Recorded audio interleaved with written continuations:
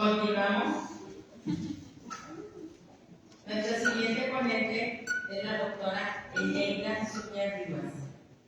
La doctora es licenciada en Filosofía por la UPAE, es coordinadora del Comité de Ética de la Investigación en el ITESO y miembro del Comité de Ética Hospitalaria en diversas instituciones.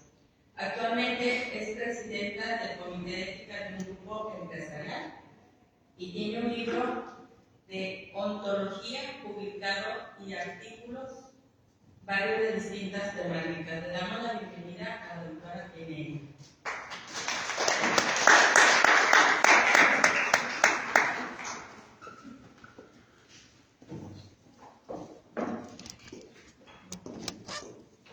Hola, buenas tardes. Muchas gracias por invitarme, muchas gracias por estar aquí. Cuando vieron algo de mis redes, se darán cuenta que soy muy curiosa y muy metiche. Me interesa un tema y voy un poco a estudiarlo. Aprovecho que estoy en una universidad, pero en inscribo. Los estudiantes piensan que yo soy la maestra, pero yo me inscribo como estudiante de regular para hacer todos los exámenes y demás. Bien, me invitaron a dar un tema que tiene este título. Esto fue lo que me pidieron: implicaciones filosóficas y perspectivas éticas de la inteligencia artificial. Sé que es una jornada de investigación y bioética y además vi la palabra transhumanismo, lo cual me golpea fuertemente.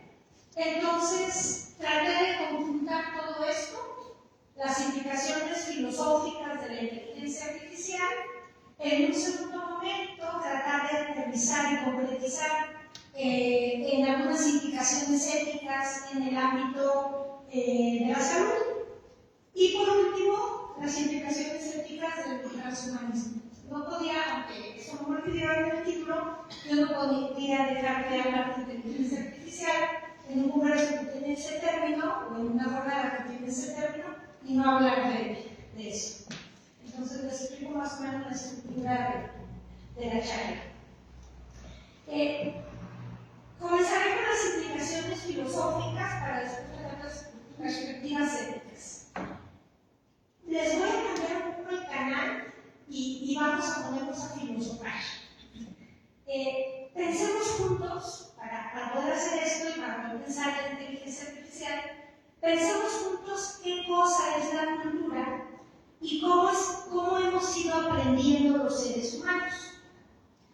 Solo el primero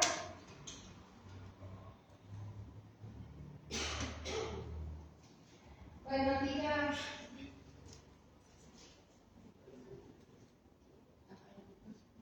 No sé qué botón. Aquí está. Solo los primeros grupos de humanos sobre la Tierra tuvieron que enfrentarse en bruto con la naturaleza, tal como era en esos momentos. Las generaciones que les siguieron no estaban tan inermes. Se dan cuenta que ya están vestidos y tienen armas. Recibieron de la generación anterior sus aprendizajes: cómo hacer fuego, cómo protegerse del clima, qué frutos son comestibles, cómo hacer armas, cómo cazar. Seguramente murieron muchos durante los primeros aprendizajes. Y las nuevas generaciones, apoyadas en el heredado, descubrieron cosas nuevas. Así se va formando la cultura. A eso se le denomina cultura. Es el lento cultivo de la realidad. Ese mutuo fecundarse que se da entre la realidad que nos rodea y nosotros mismos. Hay una mutua fecundación entre la realidad y nosotros mismos. Nosotros que vamos abriendo posibilidades en la realidad, que somos capaces de ver, y la realidad que nos empodera con esas posibilidades que nos ofrece. Nosotros, humanos de este siglo, estamos parados sobre generaciones y generaciones de aprendizajes. Gracias a esas montañas de frutos cultivados, es que podemos ver más lejos. Si nosotros estamos parados en este momento sobre generaciones y generaciones de aprendizajes, y eso es lo que hace que podamos ver más lejos y que podamos hacer avanzar la cultura mucho más allá.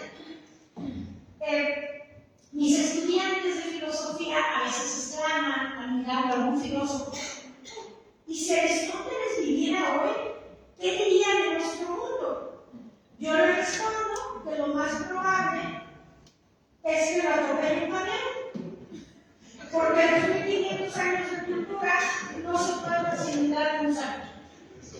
Hay que nacer en una época y cultura determinadas para recibir casi a través de la leche materna toda una visión del mundo y los conocimientos aglutinados de todo el interior. Esta imagen fue hecha con Dalí, que es un generador, una aplicación de inteligencia artificial que genera imágenes a partir de texto. Y de lo que me di cuenta es que las imágenes que tienen de Aristóteles pues eran puras estatuas, no podía yo hacer que me redujeran y se viera más normal el atropellamiento, pero bueno, todavía les falta meter más imágenes en estas nuevas aplicaciones. Hay que nacer en una época para recibir toda una visión del mundo. Recuerdo una ocasión en que me dejaron cuidar una hijada que era hermana menor de otros 3 hermanitos. Era una bebé, apenas gateaba, se podía sentar, todavía no hablaba. Yo recuerdo que la puse sobre la cama y cuando me di cuenta que había agarrado el control remoto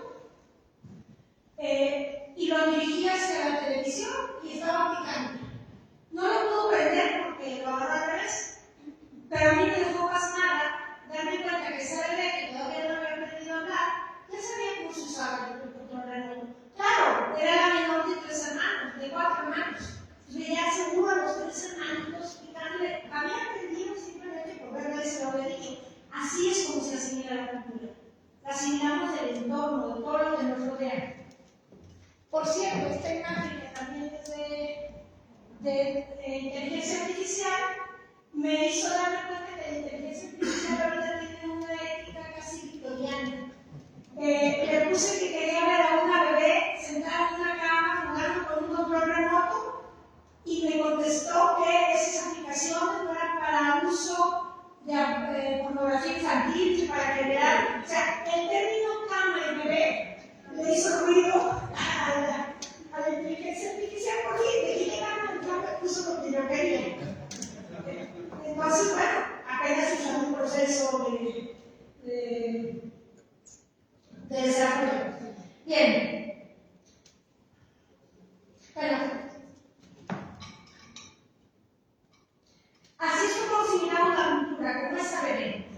Hoy nuestros hijos han ido creciendo con la IA prácticamente integrada. Y la IA tiene o pretende llegar a tener la información de todas las generaciones pasadas y presentes de manera condensada. Si una generación puede ir más lejos que la anterior, debido al camino andado que las otras generaciones le han heredado, ahora las nuevas generaciones tienen prácticamente toda la cultura condensada y a su disposición. Ya no hay que aprender idiomas si ya existen los traductores simultáneos. Ya ni siquiera hay que aprender a programar, ya que una IA generativa como ChatGPT puede con buenas instrucciones programar por mí. Si al principio los seres humanos le íbamos sumando a la cultura de generación en generación, después le fuimos multiplicando a la cultura de generación en generación con el descubrimiento de la imprenta, etcétera, etcétera. Ahorita la cultura está aumentando de manera exponencial. Eso nos asusta. Y nos asusta porque nos rebasa. No alcanzamos a estar al día cuando viene una nueva aplicación en todos los ámbitos. Estamos en el momento preciso de la transición y nos sentimos rebasados. Pero tenemos que adaptarnos y utilizar la IA como lo que es, una herramienta. Y una herramienta que no vamos a poder controlar a golpe de regulaciones. Hace rato el doctor decía que hay países donde está prohibido el ChatGPT. Sí, pero los hackers tienen su manera de hacer las cosas y no siguen ninguna regulación. ¿Cómo vamos a poder controlar esta herramienta? Con base en su comprensión y su uso. Tenemos que aprender a hacer que trabaje a nuestro favor y para eso hay que tratar de cuestionar de modo radical lo que la imaginería de los nombres usados en ese ámbito nos desarrolla. Soy profesora desde hace casi 40 años y a mí me hace mucho ruido que se hable de inteligencia, de aprendizaje, de este tipo de cosas, porque confunden. porque los chavos piensan que realmente es inteligencia, porque los estudiantes piensan que ya no necesita la lógica, que la máquina lo hace todo, y cómo van a programar una máquina. Entonces, pues tenemos que cuestionar todo esto de manera radical. Es lo que hace la filosofía. Un cuestionamiento radical implica el hacernos ver los supuestos en los que descansan muchos constructos humanos que damos por sentado. Pongo 3 ejemplos. Pensar que nuestra vida tiene sentido, pensar que el progreso es sinónimo de mejora humana, el proceso tecnológico, y pensar que la inteligencia artificial es inteligente y aprende. Voy a empezar por el tercer punto, no vamos a discutir ahorita si la vida tiene sentido.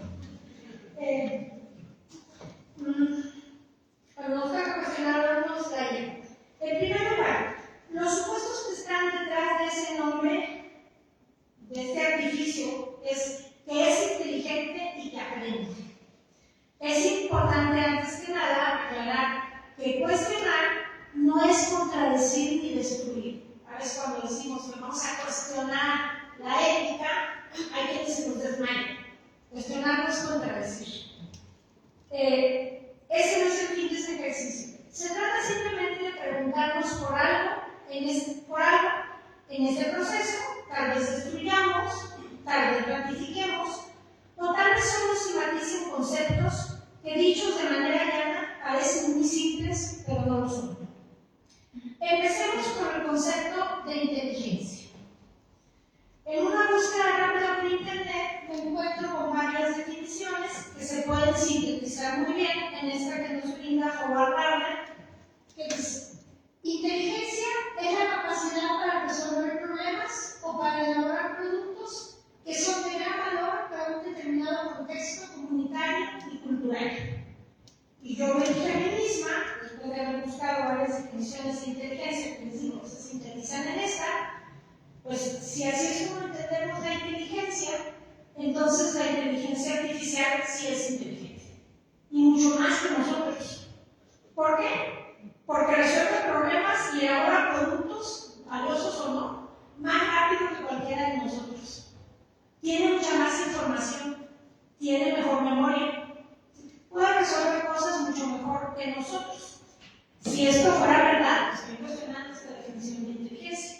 Si esto fuera verdad, la inteligencia ya no sería lo que nos distinguiría a los seres humanos de todo lo demás en este mundo.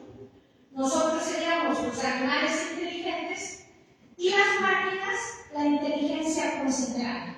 Nos distinguiríamos de ellas por nuestra animalidad, nada más. Sin embargo, la inteligencia es mucho más que eso. Inteligencia es el modo humano de vivir. Si los demás animales tienen, hasta cierto modo, unos instintos que les sirven para saber responder a la realidad, nosotros somos de una enorme precariedad biológica. Los instintos no nos alcanzan para responderle a la realidad. Tenemos que inventarnos, tenemos que averiguar, tenemos que buscar respuestas, tenemos que pensar. Lo que significa que los instintos no nos determinan y que necesitamos aprender cómo ser seres humanos. Para eso, recibimos lo que nuestro entorno nos imprime como un sello a través de nuestras familias, de la educación formal, de los medios de comunicación, toda la cultura, como señalaba anteriormente, de esta bebé que sabe cómo se usa el control remoto, aunque todavía no sabe hablar. Pues, para poder responder a la realidad, esta niña está aprendiendo de su entorno. Cada bebé humano tiene que aprender de su entorno para poder ser al menos funcional, si no se muere. Pero también, conforme va creciendo, cada ser humano tiene que desaprender, cuestionarse, rebelarse con B mayúscula, hacer a un lado los aprendizajes que no les sirven y buscar aquello que sí les sirve para vivir. Aquí es cuando empezamos a hacer ética, cuando empezamos a cuestionar eso que nos enseñaron. No cuestionamos todo, pero si hay algunas cosas y decimos, no, así no debe ser. No, no estoy de acuerdo. ¿Por qué dicen que eso es bueno? ¿Por qué dicen que aquello es malo? No, a mí no funciona. Es cuando empezamos a hacer ética. En esta diapositiva quise representar que entre más la flecha hacia abajo, entre más respuestas tengo ya instaladas en mis instintos, tengo una realidad mucho más cerrada. Entre menos respuestas tengo, si tengo instintos pero no me determinan, entre menos respuestas tengo, soy una realidad más abierta. Tenemos una enorme precariedad biológica. La otra cara de esa precariedad biológica se llama libertad. Por un lado es precariedad, pero por otro lado es una riqueza. Nosotros podemos revelarnos, desobedecer, desaprender. Nosotros nos desprogramamos, lo que intentamos. Quien no lo hace, quien no aprende a desaprender, se le va estrechando la vida, se va amargando, se va anquilosando. Parte del proceso de ser seres humanos es aprender el entorno para ser funcional y luego desaprender, porque la realidad es dinámica, yo soy dinámico y la realidad que yo estoy viviendo no es la misma que vivieron mis padres y mis abuelos. Tengo que reinventar las cosas. Esto es parte fundamental de la inteligencia humana.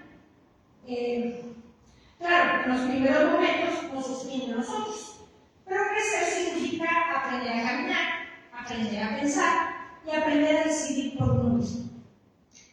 Con estos antecedentes definamos ahora sí la inteligencia. No estoy de acuerdo con la definición de Howard Gardner, porque si aquí fuera pues las máquinas son inteligentes, no espero.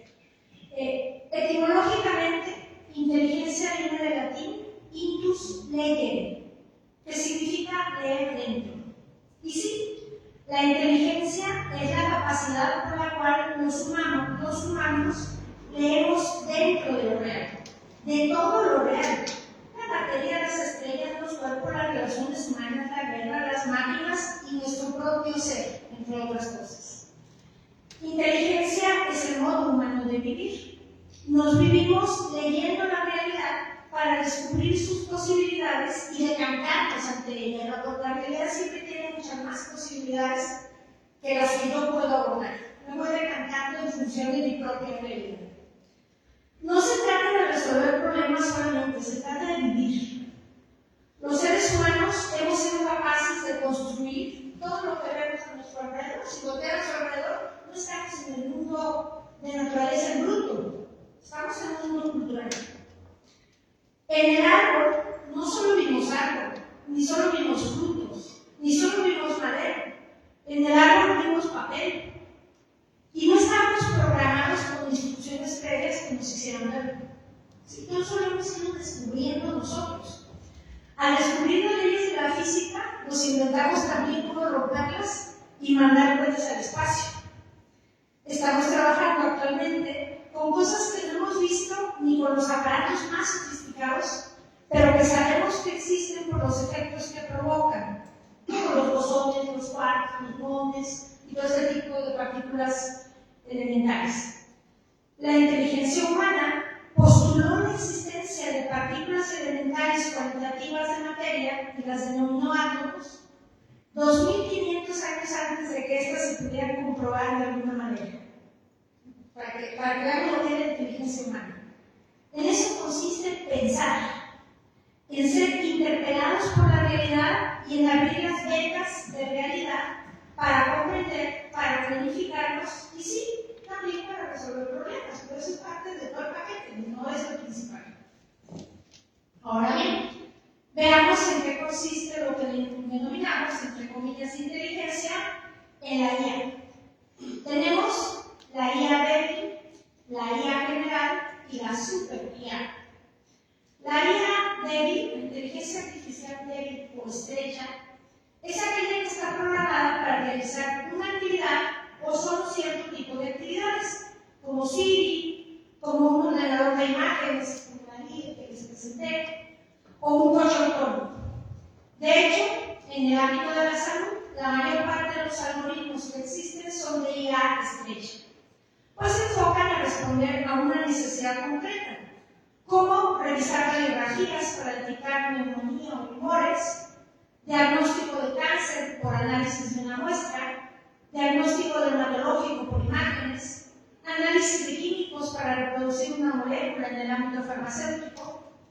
En algunos casos de operaciones laparoscópicas, en algunos casos, se pueden tener datos en tiempo real del paciente y se pueden guardar los datos en tiempo real de lo que está sucediendo en la operación.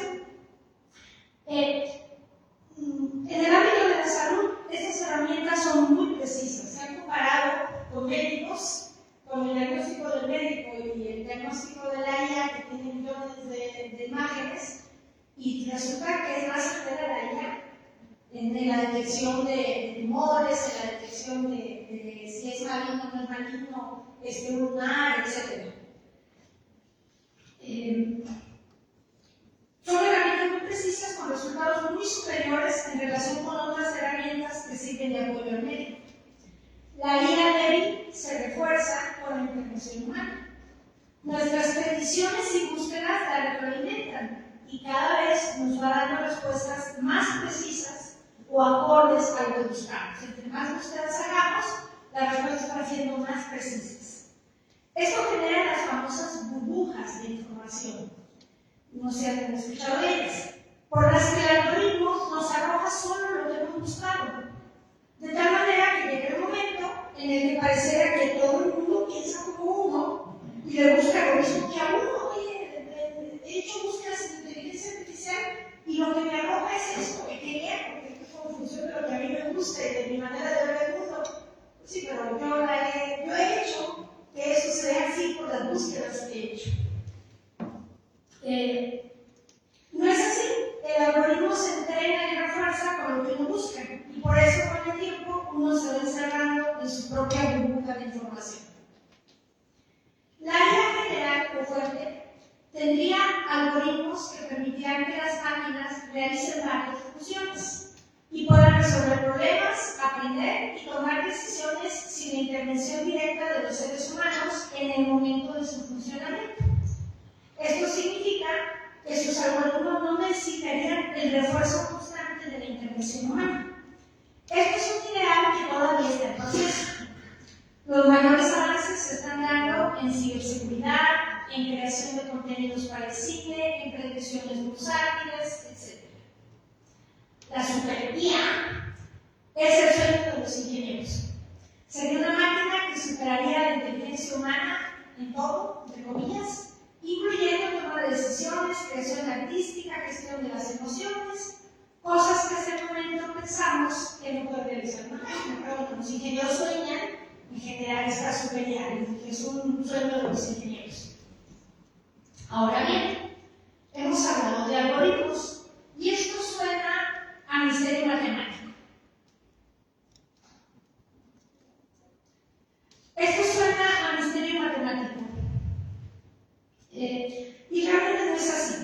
Un algoritmo es un conjunto de instrucciones que se le dan a las máquinas para que funcionen. Es como una receta. Podríamos decir que una receta es un tipo de algoritmo: paso 1, paso 2, paso 3. En el caso de la IA, todo algoritmo tiene una entrada, un proceso y una salida. La entrada es una petición, el procesamiento lo hace la máquina siguiendo las instrucciones del algoritmo, con base en muchos datos, y la salida es el resultado que arroja. Una máquina trabaja mejor con millones de datos, los llamados Big Data. Entre más datos tenga, mejor el resultado nos arrojará. Aquí tenemos un árbol de decisión, no es un diagrama de flujo, como ustedes pueden ver. Es sencillo, ya este chiste está al respecto. Me como la pizza, no me como la pizza, si me como la pizza, etc. No sé si han visto por ahí chistes al respecto, pero lo que tienen es esto. Suena, les decía, suena a misterio matemático, pero eso es un algoritmo.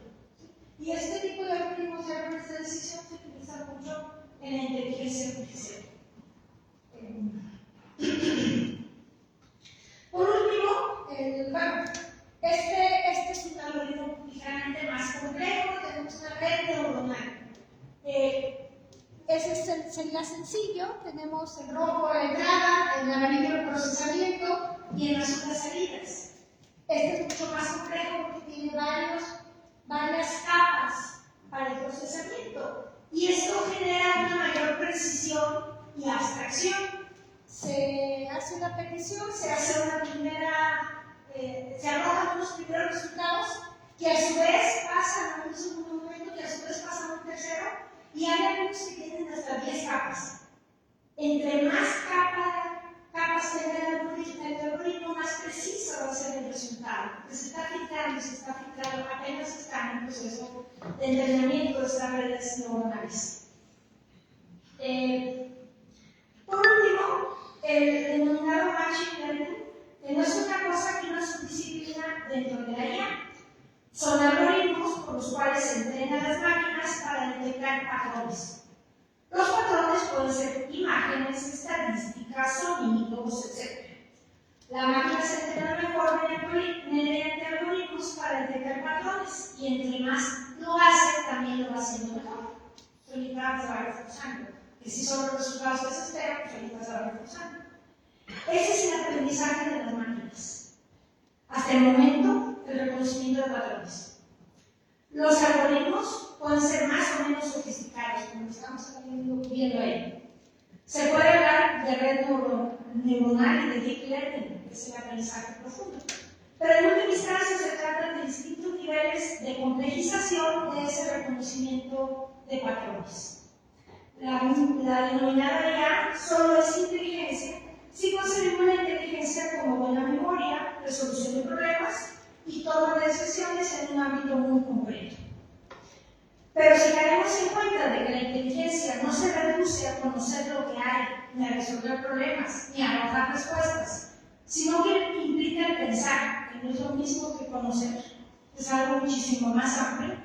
Implica soñar, especular, imaginar, tener una curiosidad que nos impulse a investigar sin buscar resolver nada, sino solo saber. Jugar con la realidad, realizarnos a través de ella, abrirla y abrirnos en ese proceso. Y si la inteligencia es todo eso, entonces la IA no es inteligencia, no en el sentido humano.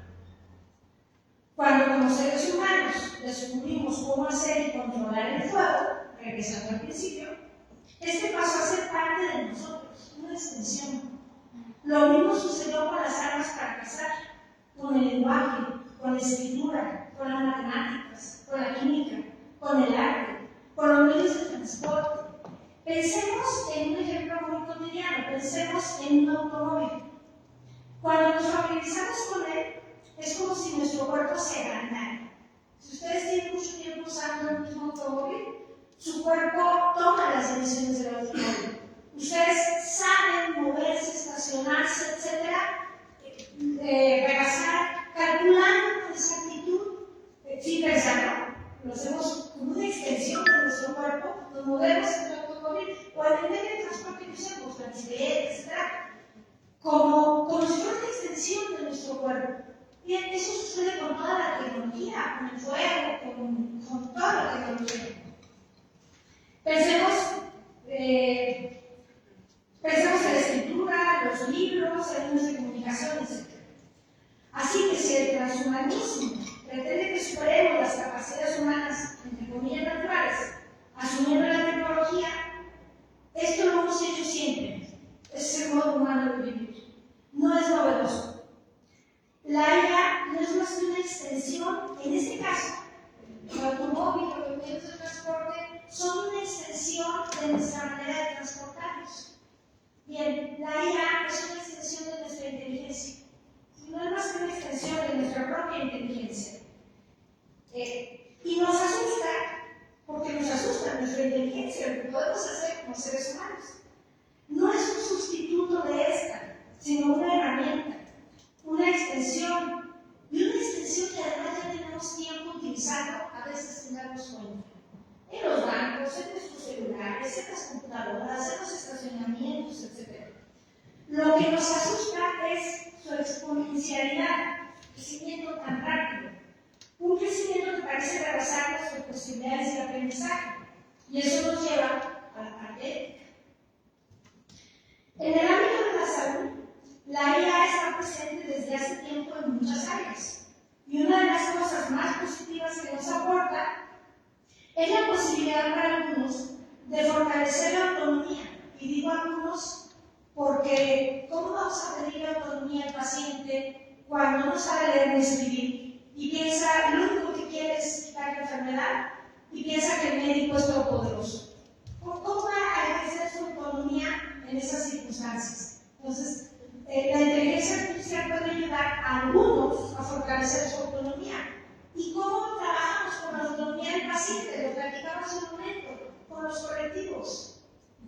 Podemos hablar de una autonomía colectiva de pacientes que han pasado por la enfermedad, que están pasando por la enfermedad, que tienen familiares sufriendo una enfermedad, que pacientes que se puedan apoyar mutuamente, que se puedan apoyar con información, con apoyo. Oye, yo ya pasé por esto, vas a pasar esto, no te asustes, te recetaron esto, pero aquello puede ser mejor, pregúntale al médico, quieres buscar información en internet, yo te ayudo. Es decir, podemos hablar de una autonomía colectiva, de una autonomía solidaria. Esto es muy importante, que si pedimos autonomía de cada uno de nosotros, pues uno va a tener más que otra. Eso sucede en todos lados. Si queremos fortalecer la autonomía del paciente, hay que trabajar por estos colectivos de pacientes que se apoyen mutuamente.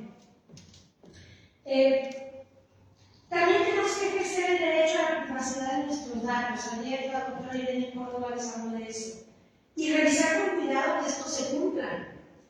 Existe el peligro de que nuestros datos genéticos de salud caigan en manos de aseguradoras, que ya no asumirían el riesgo de asegurarnos contra aquellas enfermedades que tenemos más posibilidades de desarrollar, y entonces el sentido del seguro se pierde. Nos van a asegurar solo sobre aquello que no tenemos grandes posibilidades de desarrollar.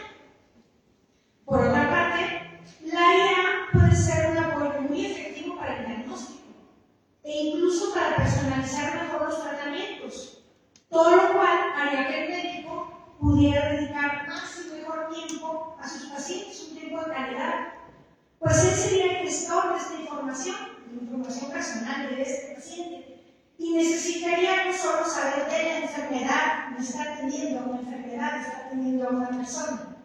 Necesitaría saber más de la persona completa que está tratando para obtener mejores resultados con el uso de esta herramienta. Es muy factible que se pierdan trabajos, incluso que desaparezcan algunas especialidades médicas. El personal de salud tiene que actualizarse y los planes educativos en medicina y enfermería también tendrían que actualizarse para incluir en ellos el manejo responsable de estas herramientas. En lo que se refiere al transhumanismo, les digo que ver el nombre me golpeó, que está en el nombre de este congreso, podría abordarlo desde los principios bioéticos, cosa que también puede hacer el ChatGPT. Por eso no lo haré. Trataré de plantear solamente algunos problemas a los que la IA y el movimiento transhumanista nos enfrenta desde lo que yo alcanzo a ver en este momento. El transhumanismo es un movimiento que pretende que adoptemos la tecnología para rebasar nuestras capacidades, entre comillas, naturales. Y esto es muy cuestionable por varias razones. La primera, voy a lanzar preguntas. ¿Qué es lo natural? ¿Lo meramente biológico? ¿No lo es nuestra inteligencia capaz de crear toda la cultura? ¿No es natural nuestra inteligencia, toda la cultura que crea? ¿No lo es la cultura como un proceso de evolución del humano? ¿Es natural esa cultura que hemos generado? En realidad hay oposición entre naturaleza y cultura. Habría que cuestionar ese supuesto. Segundo, no hemos incorporado la tecnología en nuestras vidas desde que los primeros seres humanos pisaron la Tierra. ¿Qué se tiene por tecnología? ¿Se reduce la tecnología a lo meramente electrónico o a lo computacional? Me parece que no es así. Lo más peligroso del transhumanismo como movimiento social es la búsqueda del perfeccionamiento. Porque ¿quién determina qué es lo mejor? Humanamente hablando. El transhumanismo es un movimiento de las élites que tiene fácil acceso a todo este tipo de tecnología de punta y que hegemónicamente pretende establecer un modelo del humano donde no cabemos todos. Eso es muy importante tenerlo presente. En el fondo, en estas pretensiones de perfeccionamiento, regreso a esto. Lo que hay son tendencias eugenésicas que buscan mejorar o superar lo humano con criterios impuestos por los que tienen el poder para hacerlo. Hay que tener mucho cuidado con las lógicas eugenésicas. Ellas son las causantes del racismo, del genocidio durante la Segunda Guerra Mundial, del genocidio en Ruanda y del exterminio de palestinos que estamos viviendo actualmente. El problema del transhumanismo no es la fabulosa tecnología que tenemos hoy en día, hay que separar las dos cosas, sino el hecho de que es algo tremendamente inequitativo. Ya lo escuché hace un momento, sí es inequitativo, no todos tienen acceso a esto. Bueno, vamos con eso, señores. Ya que esto no es accesible a todos. Y por otro lado, sus tendencias eugenésicas, sus pretensiones de imponer un modelo de lo bueno para la humanidad, que no es lo que todos queremos. Otro problema del transhumanismo son aquellas personas que, casadas con esas promesas tecnológicas, pretenden amputarse una parte del cuerpo que realmente existe, realmente se lo piden a los médicos, amputarse una parte del cuerpo para implantarse prótesis que les brinden beneficios para escalar montañas o participar en maratones o meterse chips en la cabeza para tener el internet integrado permanentemente. Todo esto nos habla ya de patologías mentales, de autodestrucción en aras de algo inalcanzable, pues la exponencialidad de los avances tecnológicos hace que esta sea una carrera que tenemos perdida de antemano. Por más que yo me ponga todos los chips ahí y por haber, los avances tecnológicos van más rápido de lo que yo puedo responder a eso. Los cyborgs, los son seres humanos con implantes de inteligencia artificial en su cuerpo. Estos serían transhumanos. Unos lo han hecho para cubrir una carencia, como es el caso de esta persona. Esta persona tenía un problema de la visión, veía monocromáticamente, en blanco, negro y tonos de grises, y entonces se puso esta especie de lámpara a través de la cual puede captar colores que el resto de los humanos no captamos. Además de los colores que captamos, se puede captar el infrarrojo. Y es el primer transhumanista reconocido, o cyborg reconocido, en su pasaporte, porque tenía problemas en los aeropuertos. Claro, tienes integrado al cuerpo, no podía pasar. Entonces ya está eso en su pasaporte para que pueda viajar. Este otro señor, ninguno de estos dos de los extremos lo hizo quitándose una parte para pegar otra, sino más bien en un sentido médico, en un sentido de tratar de restablecer algo que les faltaba. Este otro señor perdió un ojo y se instaló una cámara. Y entonces, claro, si hay algo que no recuerda haber visto, etc., puede repasar las imágenes porque además se dedica al cine. Tener una cámara en el ojo no le molesta. Este señor a mí me parece que le dio la crisis de la edad porque es dueño de compañías cibernéticas y cuando le entró la crisis de la edad tenía 45 años y dijo: ¿qué he hecho con mi vida? Y entonces decidió instalarse internet y no sé cuántas aplicaciones. Este señor afortunadamente no se amputó, no se quitó, pero sí se conectó a todo lo habido y por haber. Tiene que estar muy actualizado en ciberseguridad, porque ¿qué pasa si lo hackean? Esta posibilidad siempre puede suceder. Bien, les quería presentar a estos señores que serían transhumanos, ya que tienen la tecnología adaptada, pero, bueno, ¿cuánto les costó hacer esto? ¿Quién tiene acceso a esto? ¿Quién puede? En el caso de los dos extremos, no es medio, que es el dueño de la compañía de informática. En el caso de los dos extremos, pues estaban tratando de suplir un problema. Es una especie de prótesis de IA, lo que se pusieron. Bueno, ya vamos a los años. Por otra parte, la IA, en este momento de transición exponencial, está destruyendo la clase media. Se está terminando con muchos trabajos y los que se están abriendo o son de muy alto nivel o de muy bajo nivel. Tenemos que pensar como sociedad cómo podemos abordar este problema. Yo no tengo respuestas, esto es algo que se tiene que hacer colectivamente. ¿Cómo podemos abordar este problema?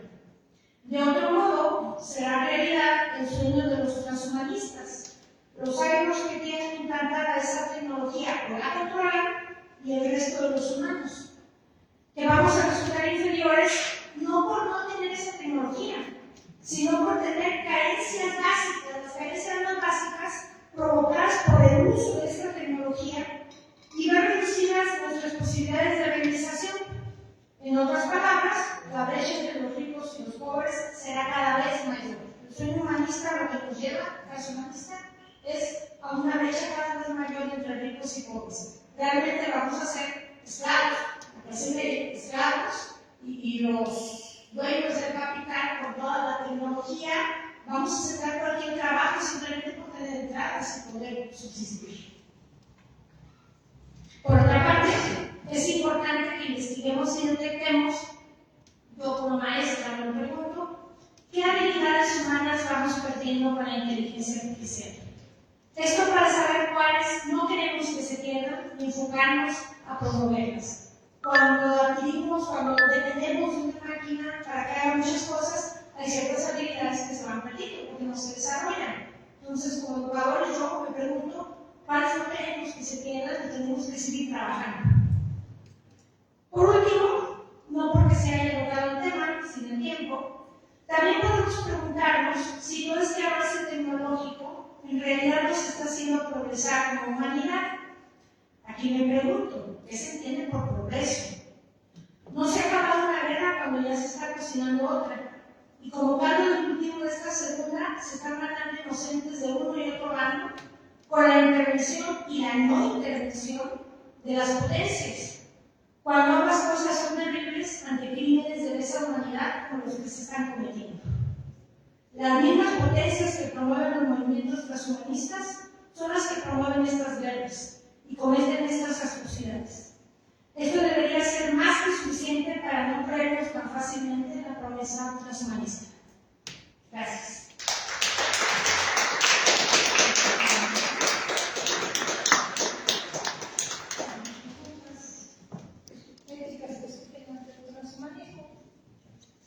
Nada más permíteme explicar esta que me solté. Cuando decía cómo se usa en el ámbito de la salud, bueno, este es un robot japonés, es un osito enfermero.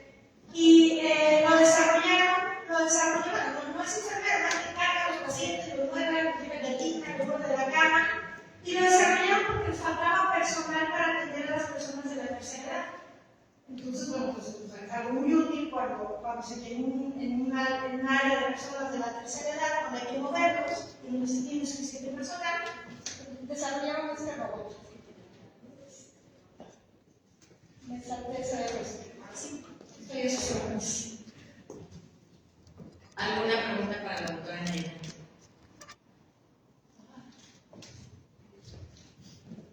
Doctora, buenos días. Gracias.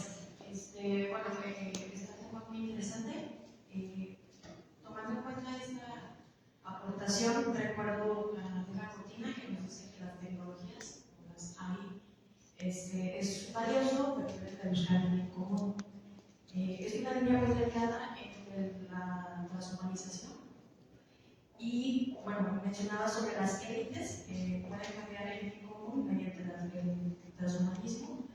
Me parece muy interesante esta fundación porque, como bien menciona, pues la clase media pues termina de un ladito y las tecnologías, pues aunque van evolucionando rápidamente, como sociedad creo que nos aplastan, ¿no? Nos hacen a un lado y había una brecha muy delgadita en la cual la evolución pues, nos afecta como sociedad, ¿no? No sé si me explico comentario. No sé si sea la evolución la que nos afecte como sociedad, sino el hecho de que esta evolución está siendo dirigida y está siendo dirigida por ciertos intereses, y los intereses de los que tienen capital y el poder para dirigir, para vendernos la idea de que el transhumanismo es el progreso de la humanidad. Y por ahí se escucha repetidamente cuando es algo muy preocupante. Hay que separar el transhumanismo de las tecnologías. Si alguien tiene una carencia, como este señor de la visión que no veía colores, y tiene la posibilidad de poder ponerse un traje como el que se puso, no es negativo. Pero que el sueño de la humanidad como tal sea llegar a tener todo esto integrado, tampoco es necesario. Doctor Alfonso. Bueno, doctora, pues yo quiero agradecerle porque creo que usted le dio el toque humano educativo a esto que hacía falta, que todos fuimos muy técnicos y creo que usted aclaró muy bien como educadora los conceptos de inteligencia, que está muy limitado decir inteligencia artificial. Ayer el ponente del TEC mencionó que sí, que el mejor no mencionaba inteligencia, porque el término como se está usando inteligencia artificial es muy limitado y nada tiene que ver con el desarrollo del hombre. También admiro su valentía por estar totalmente en una posición bien clara en contra del transhumanismo, que a pesar de que ahorita es la moda y quien no esté a favor del transhumanismo o con Elon Musk, pues no está ahí, ya no está, ya está rancio, ¿verdad? Pero yo también estoy en contra del transhumanismo. O sea, realmente creo que Harari, muy buen filósofo es, y lo están elevando demasiado cuando es un filósofo mediocre, más bien, desde mi punto de vista. Bueno, y se mete a filosofar sobre cosas que realmente pues está básicamente creando una filosofía para las élites, ¿no? Y por eso lo recomiendan tanto ellos.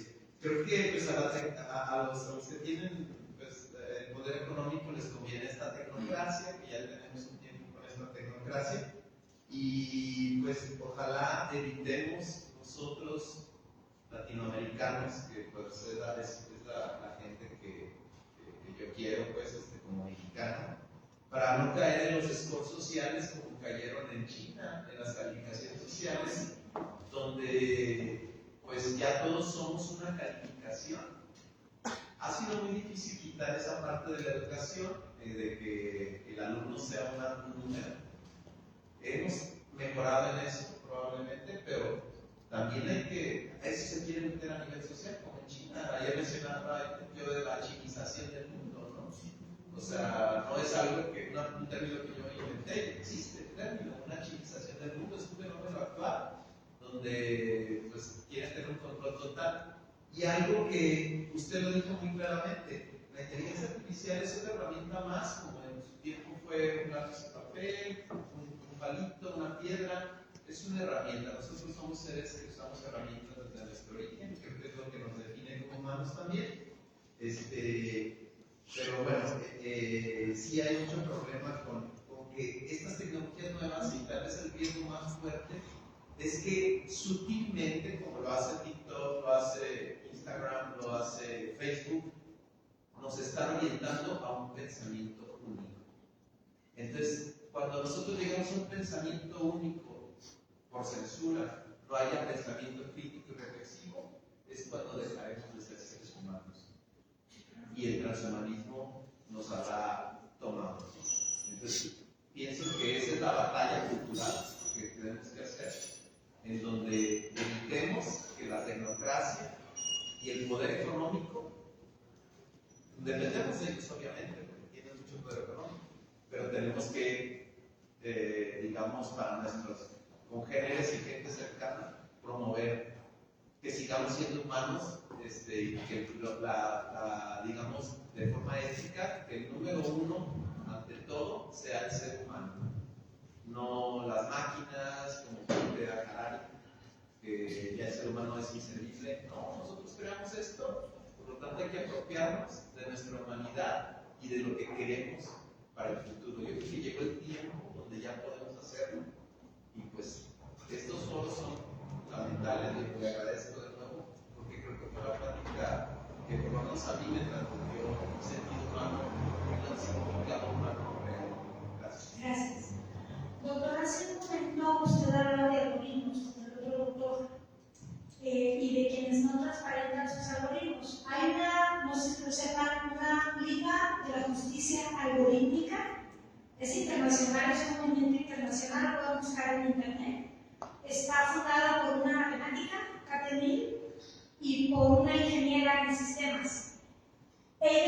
Usted se puede suscribir a la Liga de la Justicia Algorítmica y decir que puede aportar. ¿Cómo? Pues depende del ámbito donde usted se mueva. Usted puede denunciar que hay analistas que hablan de algoritmos, pero que no los transparentan. Precisamente la Liga de la Justicia Algorítmica lo que está buscando es la transparencia de los algoritmos. Ellas, como especialistas en matemáticas y en ingeniería, dicen que tener algoritmos sí se puede leer. A lo mejor no todos lo podemos leer, pero hay quienes sí se lo pueden leer. Y es un movimiento que busca ser mundial y trabajar con todos. Liga de la Justicia Algorítmica.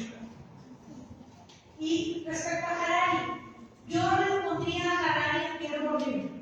El sociólogo Pierre Bourdieu, filósofo también, dice que cuando un autor se pone de moda y es traducido simultáneamente a muchos idiomas y hay grandes ventas en el ámbito, no en el ámbito de una novela, sino en el ámbito científico, sociológico, filosófico, hay que sospechar de ese autor. Y hay que sospechar porque se requiere mucho capital para estas traducciones, para esta. Nos está vendiendo una visión del mundo. Eso lo dijo así, ya dijo Pierre Bourdieu. Bueno, sociológicamente, este tipo de modas nos hablan de alguien que está siendo movido los hilos detrás de un capital que le interesa que esa visión del mundo se comparte.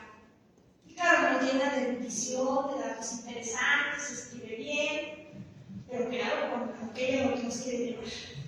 Manipulación. Para eso, nuestro pensamiento puede ser alto.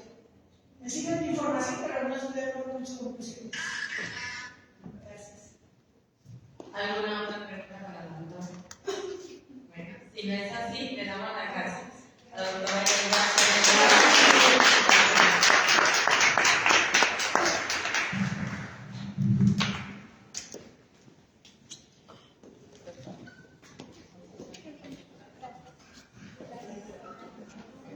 No.